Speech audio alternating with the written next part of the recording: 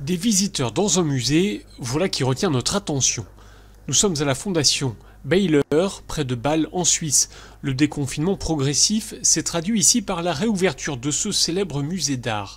Et si le public se presse à nouveau, c'est pour voir l'exposition consacrée au peintre américain Edward Hopper. C'est l'artiste à la mode en ce moment, avec ses toiles qui dégagent une impression de solitude et d'isolement, des œuvres réalisées au siècle dernier, mais qui prennent aujourd'hui un relief bien particulier. Hopper est un peintre qui a été toujours intéressant, mais qui l'est encore plus aujourd'hui, confirme cette visiteuse. Il y a cette coïncidence avec ce que vit notre monde en ce moment, ces grands espaces vides, ces personnages enfermés. Dans ce qu'on voit ici, il y a effectivement une certaine ressemblance avec notre réalité en cette période.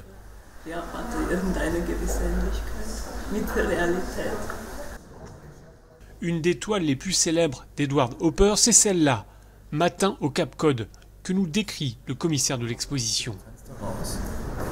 La femme regarde par la fenêtre, elle voit quelque chose de fascinant, peut-être un danger. Mais peut-être qu'elle ne regarde pas dehors, peut-être qu'elle regarde seulement un mur ou un miroir. On pourrait penser alors qu'elle se regarde dans le miroir. Et on peut se dire qu'enfermée dans cette maison, cette femme est aussi prisonnière d'elle-même, et on la voit réfléchir sur elle-même.